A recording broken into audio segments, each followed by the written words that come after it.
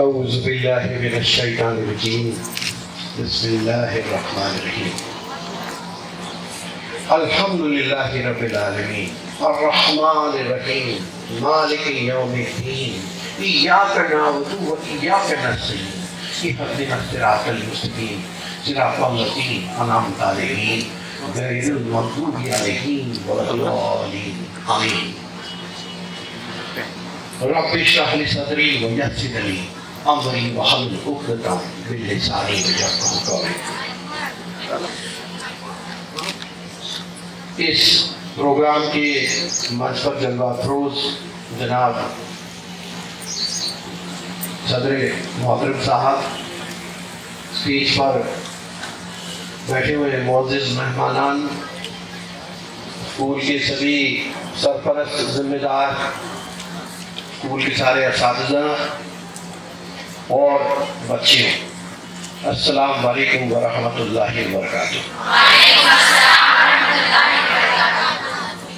میں بڑا مشکور و ممنون ہوں ادارے کا کہ اتنے سالوں بعد مجھے یاد رکھا ہے۔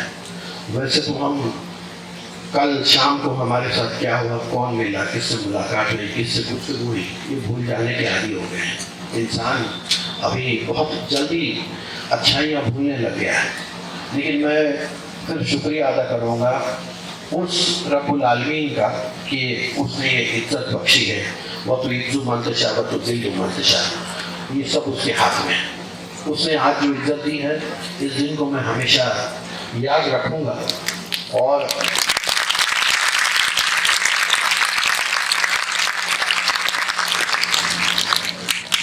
آپ تمام کو اس عید الملاد النبی کی پرخلوص مبارکباد دیتا ہوں تہہ دل سے۔ اور ایک 100 نام کی کتاب آئی تھی، میرے کسی دوست نے ذکر کیا تھا کہ دنیا میں سب سے طاقتور، سب سے اچھے انسانوں کا ذکر تھا، تو مجھے آپ کو بتانے میں خوشی ہوتی ہے، ظاہر کرنے میں، کہ ہمارے پیارے نبی محمد صلی اللہ علیہ وسلم کا نام پہلے نمبر پر اس میں ہے۔ ساری دنیا اس کو مانتی ہے جس کو اللہ تبارک تعالیٰ نے اپنا رسول، اپنا نبی، اپنا میسنجر کر کے دنیا کی بھلائی کے لیے، دنیا کی لوگوں کی رہنمائی کے لیے بھیجا۔ اور ایک واقعہ ہے، ایک روایت ہے کہ جب اللہ کے رسول بیٹھے تھے تو ان کی خدمت میں بیٹھے ایک صحابہ نے پوچھا کہ اللہ کے رسول، دنیا میں سب سے پہلے کیا آیا؟ کیونکہ ہم تو یہ سمجھتے ہیں کہ دنیا میں کچھ نہیں تھا، بس اللہ ہی تھا۔ کہتے کہ یہ زمین جب نہ تھی، آسمان جب نہ تھا، چاند سورج نہ تھے، آسمان نہ تھا، راز حق بھی کسی پر آیا جب نہ تھا، تب نہ تھا کچھ یہاں، تب نہ تھا کچھ وہاں، تو اپنے نبی سے صحابہ نے پوچھا کہ دنیا میں سب سے پہلے کیا آیا؟ اللہ کے رسول نے فرمایا کہ دنیا بنانے والے میرے رب نے سب سے پہلے میرا نور پیدا کیا، نور محمدی پیدا کیا۔ اور نور محمدی ہزاروں سالوں تک آسمان میں، کائنات میں اللہ کی تسبیح و تجلی کرتے بھٹکتا رہا۔ بس اللہ تعالیٰ نے اسے گوہر بنایا، ایک موتی بنایا، اور موتی پر اپنی جلالی نظر سے دیکھا تو موتی پانی ہو کر بہنے لگا۔ بس اس کے 4 ٹکڑے کیے، فرش بنایا، عرش بنایا، آسمان بنایا، فرشتے بنائے، لوح و قلم بنایا، یہ ساری کائنات تیار۔ اور اس کے بعد پھر آدم علیہ السلام کو پیدا کیا، حوا علیہ السلام کو پیدا کیا، اور یہ نبیوں کا سلسلہ شروع ہوتا گیا۔ 1,24,000 سے بھی زیادہ انبیاء اکرام اللہ تبارک تعالیٰ نے ہماری رہنمائی کے لیے بھیجے ہیں۔ ایک واقعہ اور ہے کہ اس پیارے نبی کو بھیجنا تھا، اس لیے رب العالمین نے کائنات تیار کی۔ اتنی محبت تھی اپنے پیارے نبی سے ہمارے کہ ان محمد صلی اللہ علیہ وسلم کا سب سے پیارا نام کہتے کہ محمد حبیب اللہ، حبیب اللہ کا پیارا، محمد حبیب اللہ کہا جاتا ہے صلی اللہ علیہ وسلم۔ تو جب آدم علیہ السلام اور ماں حوا علیہ السلام نے کچھ غلطیاں کی تو جنت سے نکال باہر کر دیے، ہزاروں سالوں تک فریاد کرتے رہے، اپنی غلطی کی معافی مانگتے رہے، وہ بھٹکتے رہے۔ اور جس دن مغفرت کا وقت آیا، सारे चरिंदे परिंदे पेड़ पौधे खलियान हर मसलक का जानवर यानी हर टाइप का जानवर देखता था इनको। यहाँ तक कि पानी भी हवा भी अल्लाह तबारक तआला से दुआ करने की फरियाद करती कि अल्लाह अब तो माफ़ कर दे, अब तो माफ़ कर दे। मग़फ़िरत का दिन जब आया तो अर्श आज़म पे लिखा देखा आदम अलैहिस्सलाम ने ला इलाहा इल्लल्लाह मुहम्मद रसूलुल्लाह, ला इलाहा इल्लल्लाह मुहम्मद रसूलुल्लाह। आदम अलैहिस्सलाम ने उसको पढ़ा और पूछा कि अल्लाह तू तो बड़ा बुजुर्गी वाला है, लेकिन तेरे साथ ये किसका नाम है, ये कौन है जिसका नाम तेरे साथ जुड़ा हुआ है? अल्लाह ताला ने फरमाया ए आदम ये हमारे हबीब का नाम है, ये हमारे हबीब का नाम है, और हम अगर इसे न बनाते तो हम दुनिया भी न बनाते। आदम इसे न बनाते तो दुनिया भी न बनाते। ये कहा जाता है कि बच न सका खुदा भी, खुदा तो बेइंतहा मोहब्बत हमारे प्यारे नबी से, तो कहते हैं कि बच न सका खुदा भी मोहब्बत के तकाज़ों से फराज, बच न सका खुदा भी मोहब्बत के तकाज़ों से फराज, एक महबूब की खातिर सारा जहां बना।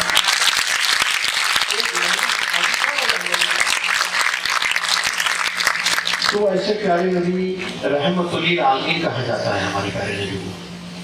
अल्लाह ताला रहमतुल आलमीन है, हमारे प्यारे नबी को रहमतुल आलमीन यानी सारे आलम के लिए रहमत बनकर आए, ना केवल मुसलमानों के लिए बल्कि हर मज़ाहिब के लोगों के लिए वो रहमत बनकर आए हैं और दुनिया की उन्होंने रहनुमाई की है। हमारे प्यारे नबी पैदा हुए दोशंबा सोमवार कहा जाता है, दोशंबा को सुबह सादिक में पैदा हुए। उसके बाद और उनके वालिद का इंतकाल हो चुका था उनकी विलादत से पहले, तो उनकी माँ ने बीवी आमना ने उनको संभाला। उसके बाद दाई हलीमा के पास दिया गया, बनो कुरैश के पास दिया, क्योंकि अरब में जब छोटे थे तो तबीयत इतनी अच्छी नहीं रखती थी, तो बनो कुरैश के लोग जो थे वहाँ की हवा अच्छी थी और वहाँ की ज़बान अच्छी थी। अरब में अच्छी ज़बान बोलने को बहुत अहमियत दी जाती थी।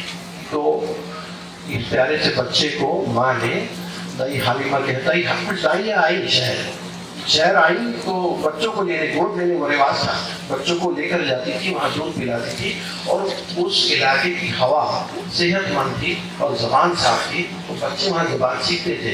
फिर दाइयाँ आकर फिर बच्चों को माँ को दिखाकर जाती थी, फिर ले जाती। तो दाई हलीमा भी आई थी, काफ़ी दाइयाँ आई थी, तो बाकी औरतों को तो बच्चे नहीं रहे गोद लेने के लिए, लेकिन दाई हलीमा जब आई, और देखिए हमारे प्यारे नबी को दुबले पतले थे, तबीयत इतनी अच्छी नहीं लगती थी, तो उनको गोद किसी ने ले आने का, तो दाई हलीमा उनको लेकर गई। दाई हलीमा उनको लेकर गई, बनो कुरैश में रही, आपकी वालदा को लेकर आती थी, मिलाती थी। इस तरह से आप पले बड़े हुए। उसके बाद में उम्र के 24 साल तक तिजारत की। उसके बाद में हज़रत खदीजा रज़ियल्लाहु ताला अन्हा से आपका निकाह हुआ और आपको असादिक कहा जाता था। असादिक यानी सच्चा, सादिक कहा जाता था, सच्चा कहा जाता था। और हमारे प्यारे नबी के आने के पहले इस्लाम दुनिया पर नहीं आया था, इस्लाम दुनिया में नहीं था, और बाकी मज़ाहिब थे, दीगर मज़ाहिब को मानने वाले लोग थे, बुत परस्त थे और कुदरत परस्त थे, और अरब में बहुत ख़राब रिवाज तब चलते थे। तो इसीलिए हमारे प्यारे नबी को अल्लाह ताला ने हमारे बीच भेजा और इन सारी चीज़ों को बंद करके इस्लाम की दावत सारी कायनात को, सारी दुनिया को हमारे प्यारे नबी ने दी। और कहा जाता है कि अल-यौम अकमलतु लकुम दीनकुम, अल-यौम अकमलतु लकुम दीनकुम व अतममतु अलैकुम निअमती व रज़ीतु लकुमुल इस्लाम दीना। अल-यौम अकमलतु, आज के दिन हमने कामिल कर दिया, लकुम दीनकुम, तुम्हारे लिए तुम्हारा दीन, वो अतममतु अलैकुम व निअमती व रज़ीतु लकुमुल इस्लाम दीना, आज के दिन हमने तुम्हारा दीन कामिल कर दिया और इस्लाम को तुम्हारा दीन मज़हब करके हमेशा हमेशा के लिए पसंद करिए। ये हज्जतुल विदा की आयत है। तो ऐसा इस्लाम वजूद में आया اور ہمارے پیارے نبی نے انسانیت کی نیو رکھی، انسانیت کی بنیاد رکھی. اور اب میں جس بات کو بتانے جا رہا ہوں وہ غور سے سنیں آپ، کیونکہ ایک لفظ ہے اقرا، ایک جو لفظ ہے اقرا، یہ بڑی خوش نصیب قوم ہے مسلمانوں کی. یہ لفظ سب سے پہلے دنیا میں آیا تو مسلمانوں پہ نازل ہوا ہے.